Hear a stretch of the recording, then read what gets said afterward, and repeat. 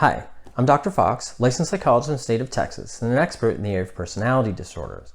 And over the years that I've been doing this, I've gotten a lot of questions from parents and partners. And I thought, why don't I make a video specifically for parents and partners to help you sort of identify some issues, manage some issues of the loved ones who may have borderline personality disorder, BPD, or BPD traits. Now, this video is going to address issues that often arise when someone you love has BPD or BPD traits. Now, there are things that you can do to make your life and their life easier. Now, these are not magical tips and tricks and things like that, not at all. Are these things that will require you to do and think differently about the person that you love? Absolutely. So let's get into it. Let's talk about some of the things that you can do to make your life and their life easier. Now, if you like this video, please check out some of my other ones. Like, share, and subscribe. That would be great. Please leave any comments. Certainly, I try to create a very positive community for folks with BPD, BPD traits, people who know them,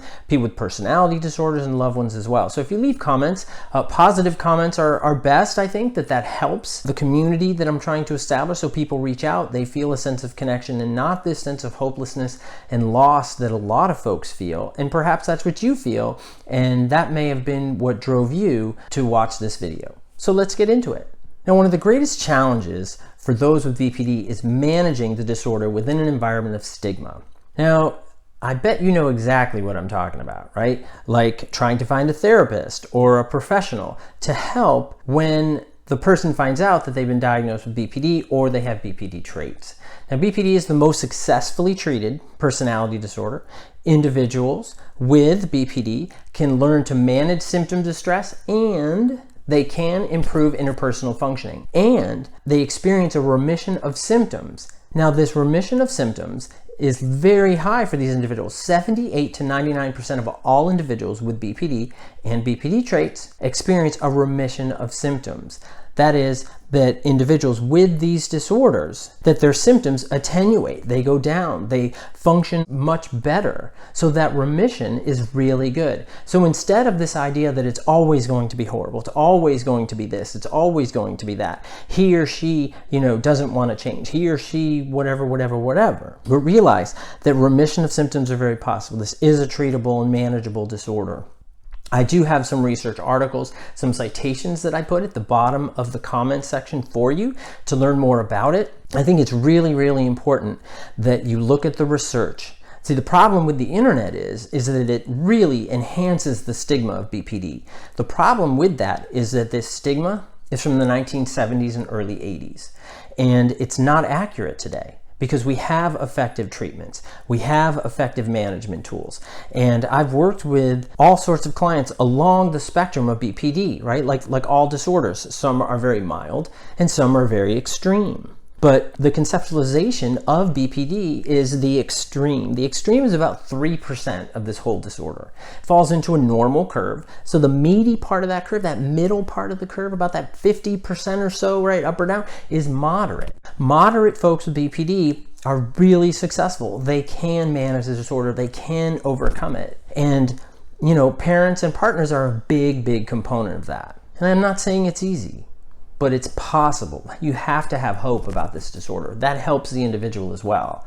So just know that it's not a lost cause, okay? That the person you love is not doing this on purpose to hurt you, and that their thoughts, feelings, and behaviors are not 100% in their control. It's important to realize that. A personality disorder is just that. It is a disorder. And the personality side of it means that they developed over decades in many cases, or sometimes much, much earlier, okay, these maladaptive patterns that are destructive to themselves, you, and their life, and your life as well. But that's part of the disorder component. It's not something that they're like, oh, I'm willingly going to just blow this whole thing up. I've never had a client who thought that. I've never had a client who has not had an anger episode followed by intense guilt. I've never had a client like that on the BPD spectrum. Now, let me tell you the 4 things you can do to help your loved ones and to help them achieve remission of symptoms. First of all, don't blame all their negative behavior on BPD. Hey, you don't want to be a finger pointer. I know you're frustrated and I understand that you're agitated. But when your loved one has an emotional instance or reaction, don't blame it all on BPD. You don't want to say, oh, well, there's your BPD, or see, you did this because you're borderline. So borderline of you, stuff like that. Don't dismiss that person's experience by saying it's your BPD. What this does is create a wedge between you and that person, which only intensifies the foundation of BPD. You're only feeding BPD. The foundation of BPD is often, and not always, but often, emptiness, fear of abandonment, a feeling of disconnection to the world around him or her. It's this separation. It's very lonely separation. I've talked to some family members, and what I tell them is, what I want you to do is imagine that you're being pulled out of your life, shoved into like a mason jar, a clear mason jar, right? You're being shoved in there, and then the cap is screwed on by someone else. Maybe they poke some holes in the top, maybe not. Maybe you're eventually just going to suffocate.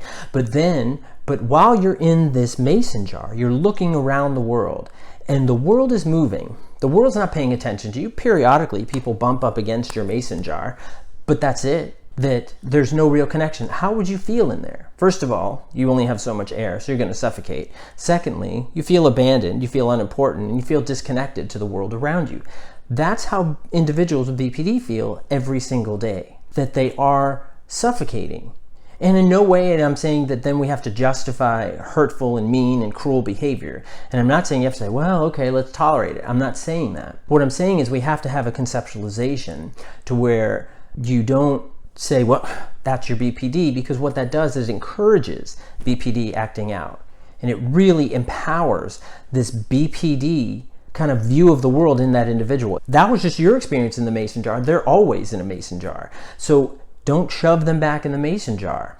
Don't say, well, that's your BPD, and dismiss and minimize their behavior in that experience, because that's what BPD wants you to do. You're falling into that pattern, and you're encouraging a lot of these maladaptive patterns. I'm not saying it's your fault. We're not talking about fault. This video is not about fault, and it's not about blaming. What this is we're just identifying different areas and the conceptualization of it. So if you feel yourself being picked on or pointed at or anything else, resist that urge, because that is part of that BPD interpersonal circle that has you sort of spinning around yourself. And this is a hard thing to deal with, and it's a hard thing to try to help someone who seems like they don't want to help themselves. And I completely understand that. So there's no finger pointing in this video at all. I would never do that, because I know that it's difficult and it's very complex. And patience and time is so critical. But also, these 4 suggestions, I hope, encourage you to maybe do things a little differently to make your life a little easier.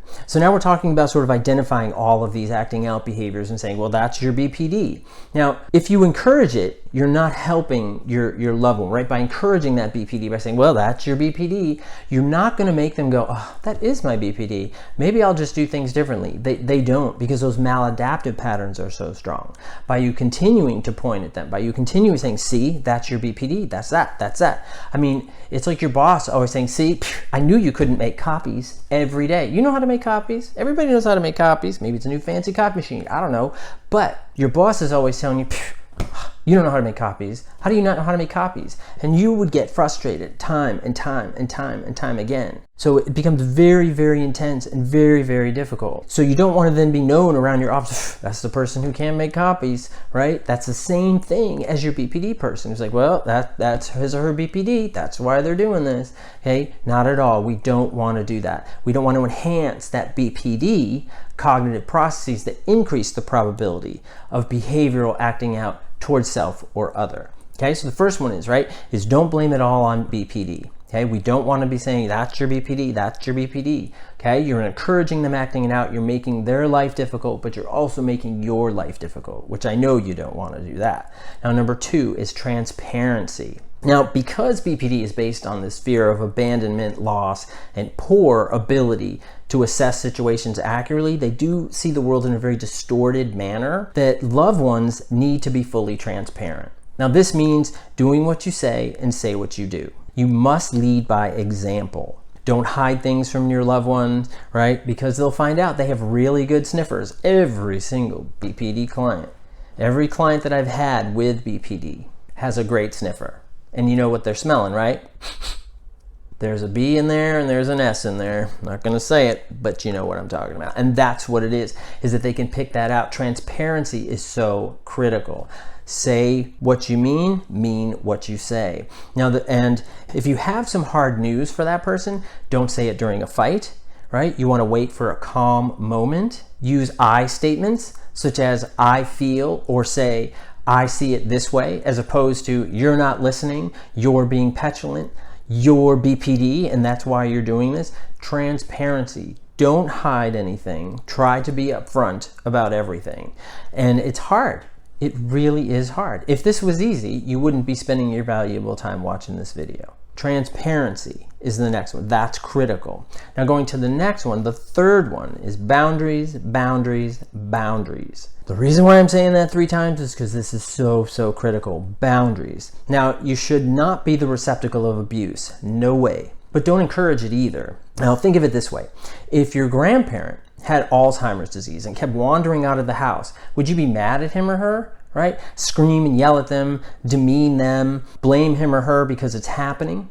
Or would you understand that it's part of the disorder? Remember, we talked about borderline personality disorder is just that. It's a disorder. And you need to define healthy boundaries. Communicate them clearly when you're not arguing, and don't give it under times of stress. Don't give ultimatums, right? For your grandparent, you would probably do something with the door, right? With the exits. You may buy a new lock, right? When my kids were small, what we did is, there's a little, like a bar or whatever you can put on the top of your door. Well, they were super tiny, so we would put it on the top of the door where they couldn't reach it, right? That's a preventative measure. That's a boundary. It's a physical boundary, because when you're in the shower, right, and maybe you have little kids and they go by the door and they open the door and out they go, right? And you don't want that happening, right? Certainly with your grandparents. So it's the boundaries. How are you going to set your boundaries in place? When you set boundaries and then you give in or you relent, what you're doing is you're showing your loved one that you're a liar. And which this fans the feeling of abandonment, emptiness, and loss, and encourages them to act out, because then they're like, well, you say one thing but you do something else, so I can't count on you. Even though you think by bending those boundaries, by breaking those boundaries, you're making it easier for him or her, because that's what he or she wants. But it's not. Those boundaries have to be in place. That's why you want to be careful of the boundaries you set. You want to make sure that you can maintain those boundaries over time. And you want to set rules of engagement. Okay, which is no yelling, no throwing objects, there's no harming me or you, and what will you do if this rule is broken? You have to have these follow-ups, these consequences, right? What comes next? If you throw something in the house, what are you going to do?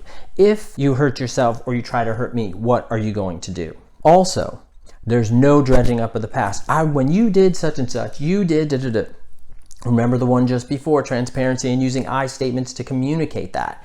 You want to use your I statements. There's no finger pointing, blaming your BPD and the transparency. It all fits together. And I know sometimes when you're arguing, it's really tempting to throw stuff in other people's face. But what that does is you're actually encouraging that person to act out. You are fanning the flames of BPD, and that's exactly what BPD wants you to do. It wants you to be very aggressive, hurtful monster. So this BPD, right, which could be its own separate element, then can wrap itself in your loved one and say, see, they don't trust you. See how terrible they are? They're out to hurt you. So you should hurt yourself first, or you should be violent, or you should run off, or you should go get high and get drunk and then act out promiscuously, or go on spending sprees, or whatever it may be. So no throwing stuff in their face. You don't want to do that. That's not going to help you. As tempting as that may feel, because you're so angry and you're so frustrated.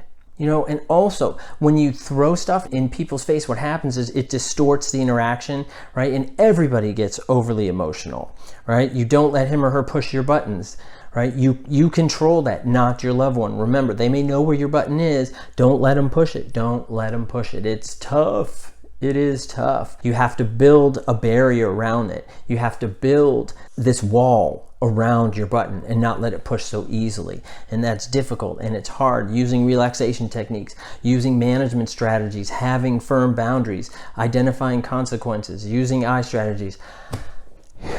It is a lot. I understand that. But this is so important. This is why you're spending your time with me on this video, to learn these skills. This is so important.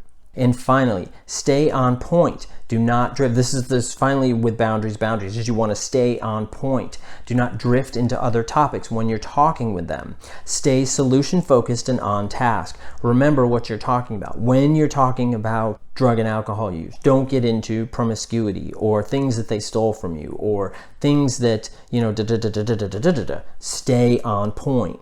Don't get distracted. Don't make it into this big global component, because you're not going to win, because you are inadvertently reinforcing these BPD thoughts and behaviors. And I know it's not intentional. People don't want to do that. I've never had a loved one or parent said, you know what, I want to turn up that BPD in my loved one, my kid, whoever, because I want them to rip roar through life, where eventually they do burn, and burn is negative and horrible. I've never had a loved one or parent say that, and I don't think you're watching this to learn those skills either. Now, the last skill or component that we're going to talk about is probably the most important, and this is taking care of yourself. Self-neglect will only make it harder to do the first three. Don't neglect your physical health. First of all, make sure that you exercise, eat well, right? Get quality sleep, right? Because sleep is so important. The individual with BPD, most people with BPD have erratic and broken sleep patterns. And if they're up a lot and then things are very stressful, your sleep patterns are probably jacked up as well. Okay, so it's important. Sleep right? Sleep well as best you can. Exercise. Stay away from too much caffeine. Stay away from too much alcohol. Things like that. Okay, because what's going to happen is you're going to burn out. You are going to go back to those old default behaviors, which is blaming, hiding things, and then having these sort of transparent or loose boundaries. You can't do that. You have to stay firm and stay strong as best that you can. You have to take care of yourself. Avoid the temptation to isolate that other individual. Don't have him or her over your house. Don't have him or her do this, right? Or you isolate. Right? Stay in touch with family and friends that are positive, that make you feel good. If you need to go out and be with friends outside of the individual with BPD or BPD traits, you are entitled to do that. If they have a problem with it, you have to explain it. Now, if you're going out, if this is a spouse and you're going out to cheat on them, that's not good. And if they believe that you're going out to cheat on them and that's actually what you're doing, that obviously is not good. But if you're going out with positive people, right? Because you just need a night off, so to speak, or you just need to hang out with him, her, or somebody else to kind of get a break, there's nothing wrong with that. Now, when you explain it to that BPD person, you don't say, I need a night off from you because you are so horrible. Don't do that, because you're encouraging abandonment. You're encouraging this feeling of loss in that other individual. What you say is, why are you going to hang out with that other person? You're hanging out with that other person because they're kind of fun. Maybe they want to talk to you. Maybe they need to talk to you. Just kind of de-stressing, whatever it is. Use your transparency. Use your boundaries. You're entitled to go out. You're entitled to have time with someone else. Explain it to them. And then you can also say, look, I'll text you every 90 minutes or whatever, if you need to do that and you want to do it. But you could say every 90 minutes I'll text you and say, hey, all is good. Because maybe they're worried about you, because know that BPD plays tricks. They're going to go out and they're going to cheat on you, or they're going to die in an accident, or they're going to be kidnapped, or who knows. You don't know how BPD is going to play in that loved one's head. So every 90 minutes, you set a timer on your phone, it goes off, and you text, I'm fine. Okay. Part of the rule is also that they can't text you back with an emergency and 50,000 texts either. That's setting those parameters. It's setting those boundaries. So it's setting what are emergencies, define what emergencies are. See, for me, with my clients, we have a discussion on what emergencies are. Emergencies are, if you're going to hurt yourself or someone else, then contact me or my office and we will intervene, which means you're going to go inpatient. Now, outside of that, if you need to meet with me and we need to talk about something, we'll set up a scheduled appointment as soon as possible. So they know that I'm available. They understand that if it's an emergency, this is what that's defined as. So there are no surprises, and I will hospitalize them. I have zero problem with that. So they know that I'm serious, which tells them they may not like it, but they know that they can count on me. They know that they can trust me, and that's so important, even when I have to do things that they don't like. No one likes to go inpatient. Most people don't like to go inpatient. But if it's got to happen, it's going to happen. And if you're working with me, that's how it is. That's the condition. So it's the same thing. You're out with your friend, bing, your alarm goes off. Hey, you type, hey, honey, all is well. heart, smiley face, I don't know, throw an emoji in there, a little positive emoji, right? Help him or her feel better, boom. Then you go back to your friend, maybe you're out another 90 minutes, you send another thing, hey honey, all's good, smiley face, whatever, right? Okay, and then when you're leaving and you're heading home, hey, on my way home, do you need me to pick anything up for you? Whatever they like. Maybe come back, reward that positive behavior, that they responded positively to the boundaries, to that appropriate transparency, right? That they responded appropriately to the interactions, right? Pick them up, I don't know, like a little pint of ice cream or a candy bar they like, or I don't know, something at a gas station, a little keychain, I don't know. Pick up something, because it's nice that there's a little reward for them for doing it positive. And that can really help to lessen some of all that stress and all that anxiety and all that hate and all of that BPD, symptomatology that keeps exploding in your life and their life and everything else. You can manage this. You can control it. It is so possible. And what I want you to do, also staying and taking care of yourself, is build yourself a solid and positive social circle. It's so, so important. And I really hope that you enjoyed this video. I hope you found it helpful. I do list most of the comments and things like that, or the information that we talked about, in the comments section. Like I said, there's also some research studies at the end of the comments section. So I hope that you enjoyed the video. Please learn more about it. Stay away from just the internet, type it in BPD, because you're going to get all kinds of stigma stuff. Get real stuff. Go to Google Scholar, look up what the researchers and people like myself, people that are experts in the area, are putting information out there. Okay, so you won't feel so alone, you won't feel so destitute, and you won't feel so disconnected, because this is a disorder that is treatable. So I hope you enjoyed the video. Please like, share, and subscribe, and leave positive comments. Thank you all very much. Thank you. Bye-bye.